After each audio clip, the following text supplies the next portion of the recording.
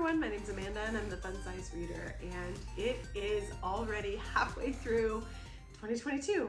I want to talk about all of my 5-star reads that I've had from the halfway point of the year. I have 9 right now, but there is still 1 day left and I have 15% of a book left, and I was leaning towards 5 stars, but like, I don't know how it ends yet, so I can't say that it's a 5-star read yet, but it might be on this list. I don't know if I'm gonna say it. I don't know. I have to finish it before I decide.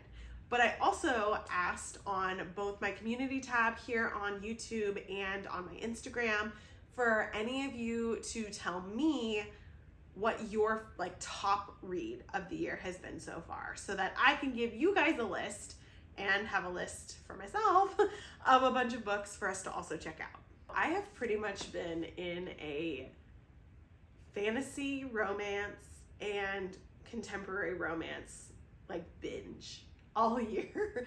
That's pretty much all I've read. I haven't read any thrillers or any mysteries or anything. It's been really weird for me, but I think that's just where my brain has been. So I'm going to talk about my contemporary 5 stars first, and then we'll go into the fantasy 5 stars. The first 2 that I don't physically have with me, they were on my Kindle, on Kindle Unlimited, were Reminders of Him by Colleen Hoover and Throttled by Lauren Asher. They're both very, very different, very different books, but both were 5 stars for me. So Reminders of Him was just so emotional, and I just had so many feelings from that book that it could be nothing other than a 5-star. I don't Colleen is either 4 or 5 for me, but mostly 5. And it's funny because on the list that you guys gave me, Colleen was on all over the place. I'm not surprised. She's just viral right now, and she deserves it because she's amazing. But there were quite a few Colleen recs on your guys' top books. Reminders of Him 100% deserves all the stars. It's a little spicy. It's Colleen, but just so many emotions. So many. Throttled, on the other hand, is a Formula One racing romance. And I gave this one 5 stars just because I loved reading it so much. It made me happy. I loved the kind of enemies to lovers, but also the brother's friend, but not really friend, and secret romance. There were so many boxes that were ticked with this, and I haven't read more of the series, and I need to get back to it. I've been just all over the place, but I do want to read all of those books from Lauren. I really like Lauren's writing. If you haven't read it yet, you need to. Okay, as soon as I said Lauren Asher, I remembered that I absolutely loved The Fine Print from her also, so I guess there is a full 10 books that I'm recommending in this video that I've given 5 stars so far for 2022. So The Fine Print, also our Dreamland, aka Disneyland, romance that I also have to read the 2nd book and wait for the 3rd one to come out, because that one just made me happy. Just spicy and fun and forbidden romance and grumpy sunshine, just all the things. So yeah, that one was definitely 5 stars too. Now for my physical books. There's not really a ton of variety here. There is, but I've told you guys how much I love all of these books before. Abby, in my mind, Abby can do no wrong. Abby is amazing. Everything about this woman is amazing. Her dogs are fantastic. Her cupcakes, I would love to try one. Just her books are unbelievable. Her humor is hilarious, and I just love her as a human. And her books just speak to the people that need them, and this one does 100%. Part of Your World this year, I loved this book so much. And I think that this will relate with so many people, and you just need to read it. You just need to read it. Set on You by Amy Lee. This was just fun. The banter in this book was just top notch, and it just made me happy. And yeah, it was steamy and spicy and slow burn-y, but it was just fun. And it was about influencers, and like there's just so many influencers in the world right now, and it just was kind of fun to have a book about it. And he's supposed to look like Captain America. So there's that. Book Lovers. Book Lovers has gotten some love and some hate. Charlie Lastra. I love Charlie Lastra. I see him as Henry Cavill in my head, like the dark-haired Henry Cavill, not, you know, Geralt Henry Cavill. But I loved this book. I thought it was about more than just the romance, but I still really liked the romance, and I loved that it was like a he fell first. Just, it made me happy. It made me love it. I loved having like the inside scoop about writing and publication and all of that too. Like that was just a fun little window. And the sisterhood. The sisterhood. Like there were emotions in this book. And I just loved every minute of it. Most of these books were all like 24-hour reads. Pretty much all of my 5-star contemporary romance books were all like, I sat in a day and read the whole book. Because Every Summer After is my last 5-star of contemporary romance for the first half of 2022. This is a must read for the summer, you guys. It's a must read. It's 5 stars. I read it in one night. I stayed up all night reading it. So, second chance romance, just every emotion that you could feel, lake house, like all of the things is in this book. And I loved it so much. And now for my 5-star fantasy. Like I said, I've been reading a lot of fantasy, but I have high fantasy standards, funnily enough. Because I read so much of it, I feel like I'm more stingy with my fantasy 5 stars than I am with my rom-com 5 stars. But Savage Lands, this gave me 5-star feels because I was so addicted to it. Not the whole series. This one I think has been the only one that is a full 5 stars for me.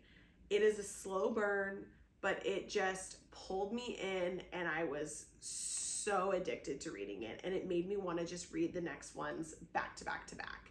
I feel like this one was the most unique of the whole series so far, which is why this one I gave 5 stars, and the other ones have been really good and I've really loved them, and they get spicier as they go.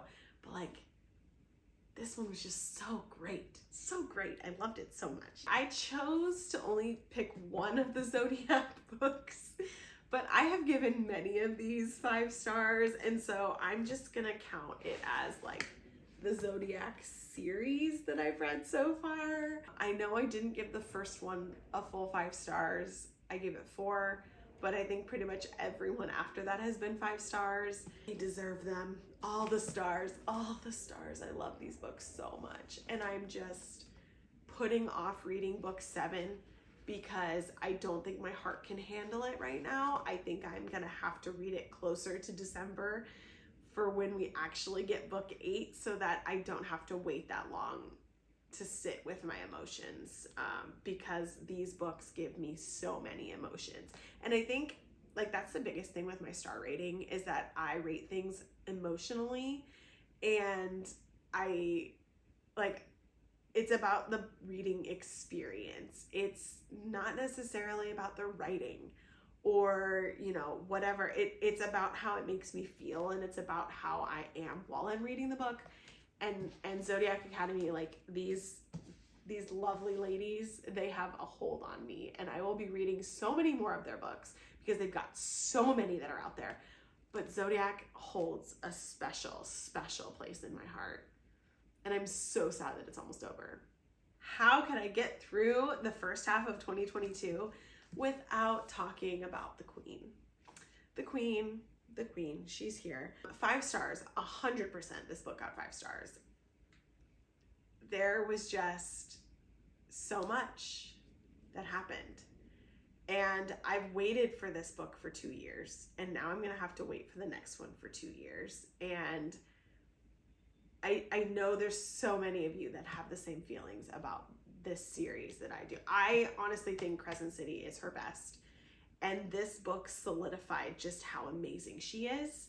And I know you know what I'm talking about if you've read it. If you haven't read it, read it. Well, read the first one first. and then read it. It's worth all the stars. It's all the stars.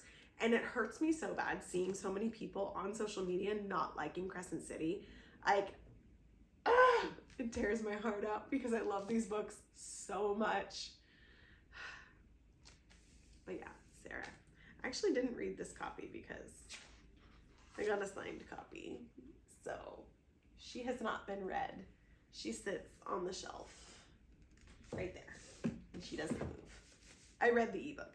Okay, so now I wanted to bring up the books that you guys have said were your top books. So everybody that responded, I took their number one book. A lot of people gave me like whole lists, and I did read the lists and I did look at them, but I took the number one because I wanted to see like how everybody's top book was. There were some duplicates, and there were some people who had like lists of books that some that were on their list were other people's top, like number one. So there was a lot of overlap, but here are the top ones. So Ugly Love, obviously, Colleen. I have not read this book. I don't know if I will. Colleen has some books that I just will not read.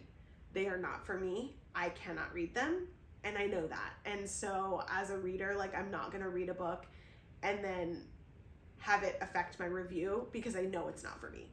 Ugly Love is one of those. The other is also on this list, which is It Ends With Us. I know, I won't read it. I won't read it. I'm sorry. I know it's viral and I know everybody loves it and they say it's amazing. I will not read it ever. So yeah, it is what it is. Okay, the Shatter Me series. I like, just like I included the entire Zodiac series, like they said Shatter Me series. I haven't read it. I did see spoilers for it though, and it makes me mad because now I have to read it. But I saw the spoilers and I'm like, people suck. People suck. Just post that it's a spoiler first. It's not hard to say spoilers. The Shatter Me series, I read the first one. I liked the first one, but now I have to read the rest. Daughters of the Moon Goddess. So I have heard that this book is great. I know nothing about this book, but I've heard it's wonderful. So I'm gonna add it onto my list, my very, very long list, and hopefully read it. Billy Summers. So I have not read any thriller, mystery, horror, anything this year, but I have had a lot of friends who read this by Stephen King, and they really liked it. So it's good, apparently. I don't know. It takes me a long time to read Stephen King books. I wanted to read The Stand during the pandemic, but it just wasn't the right time. I do want to watch the show. There's other Stephen King books, 11/23/64 or something, which I don't remember the date. I started to read it and then I didn't finish it. Like, there's his books, just, I have to be in the right mindset. But I have heard that Billy Summers is really good. All the SJM books. Of course, all the SJM books are 5 stars for this year because everybody is reading them now. I don't know if you can see, but like, I have the OGs over there, the original YA covers, the like beautiful ones that I will not take off the shelf anymore. If I'm gonna reread them, they're gonna be either audio or ebooks. Like, those stay there, and I will not buy the new ones. Also, you've probably noticed that they're separated on my bookshelf because this is the new cover. It's the new cover. So it goes in the adult section, and the originals stay over there in the YA section. They don't go together. Crescent City, okay, yes, also agree with that one, 5 stars. The Saltwater Heir. So I know who posted this, and I have seen it all over her page. I'm not outing you. I haven't outed anybody of what their top book was, but The Saltwater Heir. I have seen this, and I have seen her obsession over it, and I trust her because her and I have very, very good taste in, or like similar taste in books. And so I actually saw that the author posted it on KU for like 3 days, and so I did download it. So I have it, I just haven't read it yet. but I have the first one and the second one. If it is 5 stars, like I'll know soon. Things We Never Got Over. I have had multiple people tell me that this book is amazing, and it is on Kindle Unlimited, and I do plan on reading it. I have not gotten an answer as to whether I will cry, and I feel like I need to know that information before I read it, because I feel like it's a crier. But people have said that it's great. House of Sky and Breath. Yes, I agree. But Crescent City I consider is the first one, and then House of Sky and Breath is the second one, even though I know that it's not the first title of the first book. Winter's Orbit. I have never heard of this book, but if it's 5 stars for you, like, I will check it out. But I've never heard of it. I Must Betray You. Also not coming to mind. And I don't think the author was left, so I might have to like search this one a little bit. I like the title. Definitely one to check out if you guys think it was 5 stars. Hopefully that gives you a nice little list of good books, 5-star books to check out in the second half of your 2022 year. I'm excited to see what's coming. Like, there's so many good books coming now in the second half of 2022 that I'm looking forward to. And I actually have 10 5-star books, so it's gonna be weird to see what my top 10 of 2022 are gonna be, because I guarantee there's gonna be more 5 stars that I read. So what's gonna get kicked out? I don't know. It's gonna be weird. We'll have to see. We'll have to compare when it comes to that time. Not that I'm rushing it. I do not need it to be December yet. We just got into summer, and I don't need it to be Christmas yet. But if you missed my polls or you missed my community tab, let me know in the comments below what your #1 read was of the first half of 2022 so I can add it to my TBR. I will put the links for all of the books that I talked about in this video, including your suggestions, in the description below, so you guys can check them out if you want to. And don't forget, you can also find me on Instagram, Facebook, and TikTok at The Fun Size Reader. See you guys next time.